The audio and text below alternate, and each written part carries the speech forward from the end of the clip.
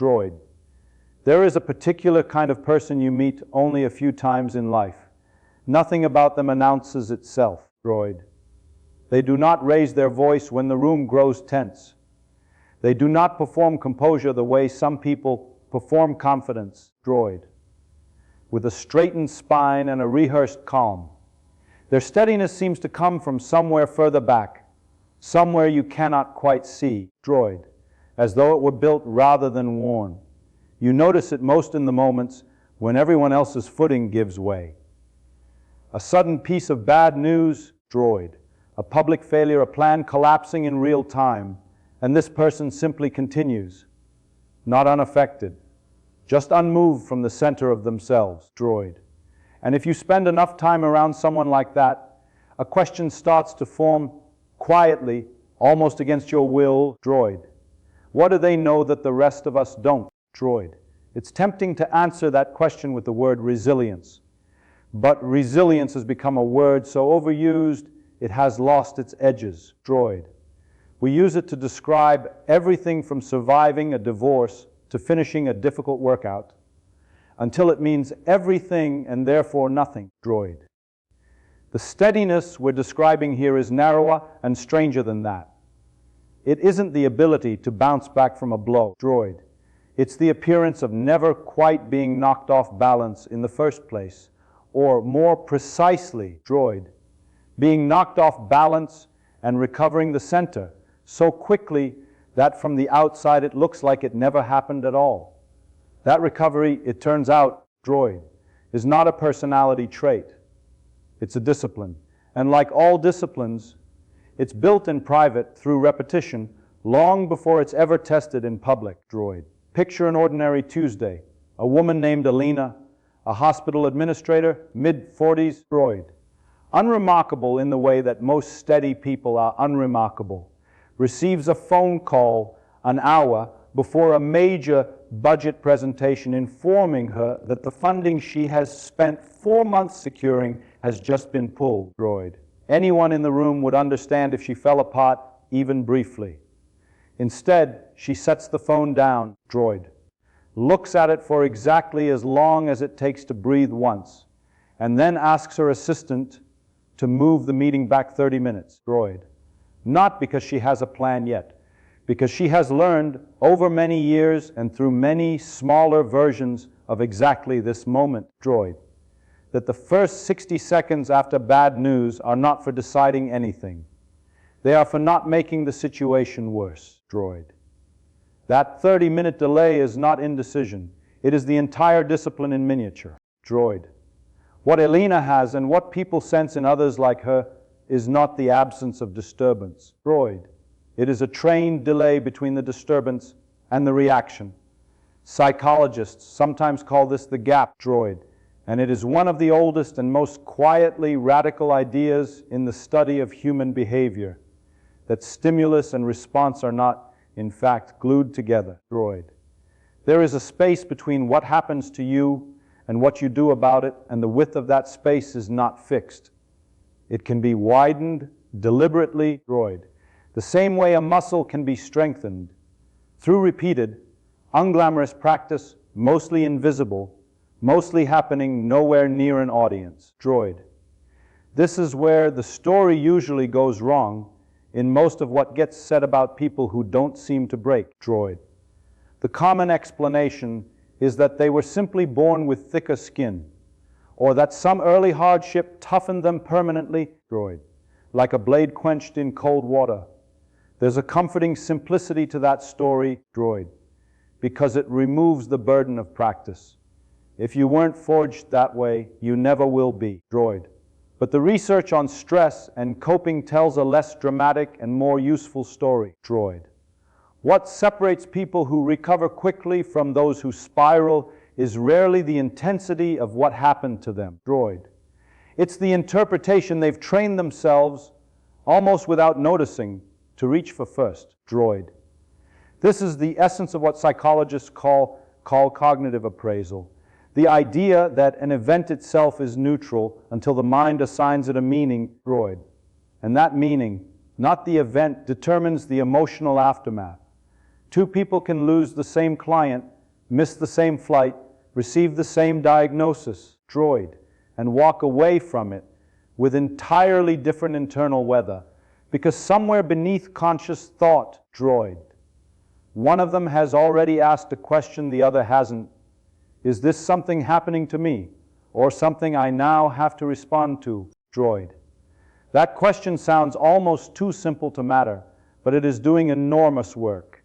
It is the modern echo of an idea that is roughly 2,000 years old, droid, first articulated with startling clarity by a man who had every reason to be bitter about his circumstances, droid. Epictetus was born into slavery in the Roman Empire, droid, and it was from that position, about as far from comfort and control as a human life can be, that he arrived at what may be the single most practical insight in the history of philosophy, droid.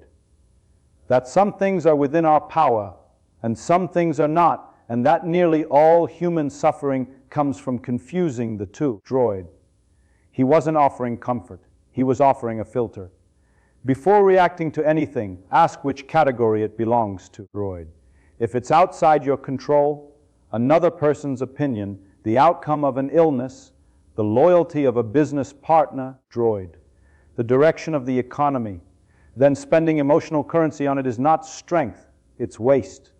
If it's inside your control, your judgment, droid, your effort, your response, then that is the only place worth investing your energy, because it's the only place investment produces a return, droid. What's striking about this idea once you start looking for it, droid, is how often it shows up not as a philosophy people consciously hold, but as a habit people have simply built into their nervous system through repetition, droid. Elena did not, in that hallway, consciously recite Epictetus to herself. She didn't need to, droid. Somewhere over the previous 20 years, through smaller failures, smaller betrayals, droid, smaller pieces of unwelcome news, she had practiced the same maneuver so many times that it had become almost involuntary, droid. Separate what happened from what it means, and separate what it means from what you're going to do about it.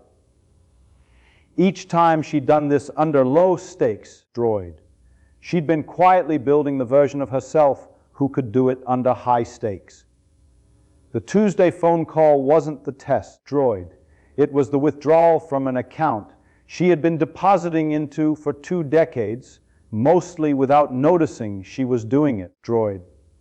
This is the part of the story that tends to get skipped in favor of the dramatic moment, the crisis, the collapse, droid, the comeback, because dramatic moments make better footage than quiet Tuesday afternoons spent practicing patience with a printer that won't work, droid, or a delayed flight or a disagreement with a sibling that didn't go your way, droid. But neuroscience has started to catch up with what philosophers intuited long before there was any way to measure it, droid. The body's stress response, the cascade of cortisol and adrenaline that floods the system the instant something goes wrong, is not something the mind can simply override in the moment through willpower, droid. What can be trained, however, is how quickly the body returns to baseline afterward, a process researchers refer to as allostatic recovery, droid. People who have repeatedly practiced calm, deliberate responses to smaller stresses develop a nervous system that resets faster after larger ones, droid. It isn't that the alarm stops ringing. It's that the hand reaching to turn it off has done this so many times before that it no longer fumbles, droid. There's a particular kind of person who misunderstands this and tries to shortcut it, who wants the outward appearance of unshakable calm without the years of unglamorous repetition underneath it, droid. You can usually spot them because their composure has a brittle quality, a held breath quality, droid, as if it might crack under just slightly more pressure than they were expecting, droid. That's because what they've built is a performance of steadiness rather than the underlying capacity for it, droid. Performance and discipline can look identical from a distance, but they behave very differently under load. Droid. Performance is a mask people wear until the mask slips. Discipline is closer to a callus, something formed by friction. Droid. That changes what the friction feels like the next time. Droid. This distinction matters because it explains why some people seem to weather genuinely enormous difficulty with more apparent ease than others weather comparatively minor inconveniences. Droid. It has very little to do with the size of the problem and almost everything to do with the size of the gap they've built between event and reaction. Droid. Consider how differently the same rainstorm is experienced by a person walking home without an umbrella and a farmer whose field depends on it. Droid. The rain hasn't changed. The relationship to the rain has. What we call an unshakable life is not a life in which the rain stops falling. Droid. It's a life in which the person has quietly, repeatedly, deliberately practiced changing their relationship to weather they cannot control. Droid. None of this is to say that discipline of this kind requires suppressing feeling. Droid. And this is where a lot of well-meaning advice on the subject goes astray. Droid. The steadiness that people like Alina display is not the absence of emotion. It is emotion that has been given a container rather than a stage. Droid. There's a meaningful difference between feeling something fully and being run by it. Emotional intelligence research draws this line clearly. Droid. The ability to name an emotion accurately in the moment it arises measurably reduces its intensity, a phenomenon researchers call affect labeling. Droid. Simply thinking to yourself, this is fear, or this is humiliation, or this is grief, rather than being swept wordlessly inside the feeling. Droid. Activates regions of the brain associated with regulation and quiets the more reactive centers beneath them. Droid. The steadiest people are not the ones who feel less. They are, paradoxically, droid. Often the ones who have practiced feeling more precisely, naming the specific texture of what's happening inside them instead of being flooded by an undifferentiated wave of it. Droid. This precision is a discipline in the fullest sense of the word. Droid. Because it has to be practiced when nothing is at stake in order to be available when everything is. Droid. It's the same principle behind why a violinist doesn't wait until the concert to discover whether her fingers know the piece. The private, repetitive, droid, often tedious hours in a room with no audience are what make the public moment look effortless. What the audience calls talent, droid, the violinist knows to call rehearsal. What the outside world calls an unshakable person, the person themselves would probably call, if they were honest, droid, someone who has simply rehearsed difficulty many, many more times than most people realize. Droid. There is a particular cognitive bias worth naming here, droid, because it explains why this kind of steadiness so often looks mysterious or even unfair to the people observing it. Droid. It's called the fundamental attribution error, droid, and it describes our tendency to explain other people's behavior by their character while explaining our own behavior by our circumstances. Droid. When we see someone stay calm under pressure, we assume they simply are a calm person, as though calm were a fixed trait handed out unevenly at birth. Droid. Like eye color. When we ourselves fall apart under pressure. Droid. We're far more likely to point to the specific stress we were under, the sleepless night before, the unfair timing. Droid. The compounding factors nobody else could see. Both explanations are usually wrong in the same direction. The calm person is not simply a calm person, droid. They are someone who has, through years of largely unwitnessed repetition, built the internal architecture that makes calm the default output under load, droid. And the person who fell apart is not simply a person prone to falling apart. They may just not yet have built that architecture, which means droid. And this is the important part, that it is buildable, droid. The practical shape of that building process is less mysterious than it might sound, droid, though it is slower and less satisfying than most people want it to be. It begins with deliberately practicing the pause. Not in moments of crisis, droid, where the stakes are too high for experimentation, but in moments of minor friction where the cost of failure is low. The delayed flight, droid, the frustrating email, the plan that falls through. Each of these is a small, low-cost rehearsal for the widened gap between stimulus and response, droid. It continues with the habit of asking, before reacting to anything, droid, which part of the situation is actually within your influence and which part isn't?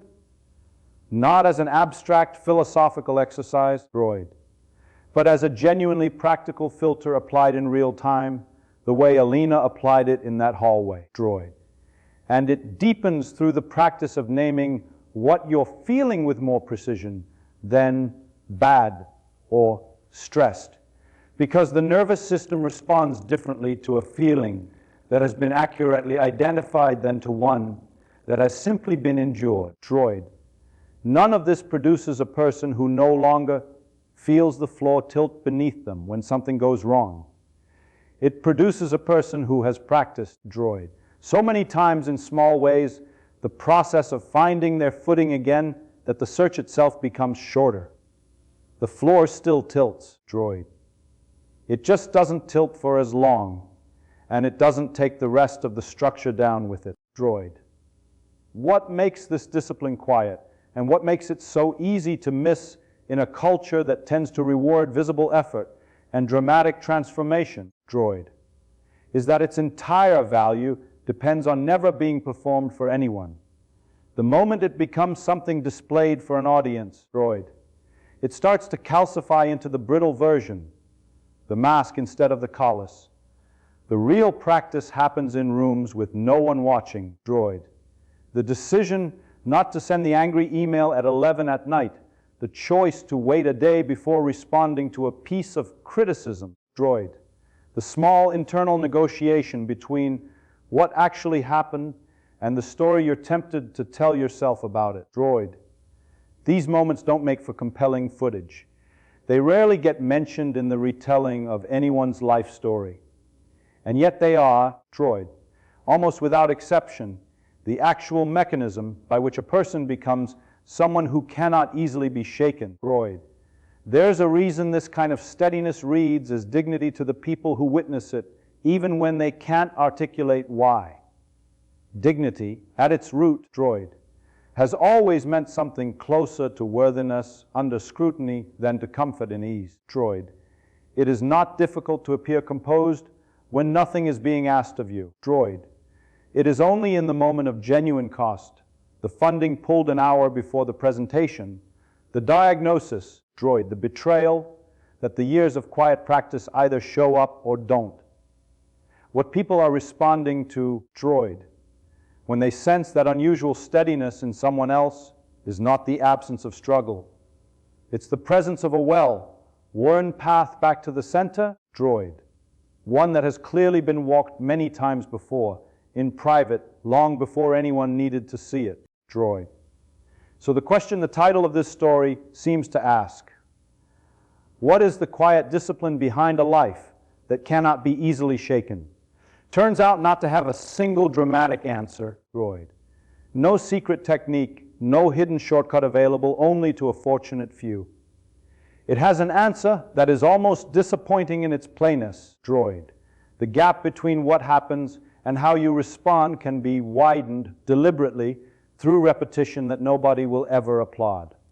The philosophy is old, droid. The neuroscience is newer but points in the same direction. The evidence, if you're looking for it, is not in the biography of anyone extraordinary, droid. It's in the accumulated weight of 1,000 small, unremarkable Tuesdays, droid. Each one a little rehearsal for the version of yourself that will eventually be asked to stand in a hallway, absorb something unwelcome, droid, and choose, not instantly, not without cost, but reliably, to move the meeting back 30 minutes instead of letting the meeting fall apart, droid. That choice, repeated enough times in rooms no one is watching, is the entire discipline. Everything else is just what it looks like from the outside, droid, once it's already been built.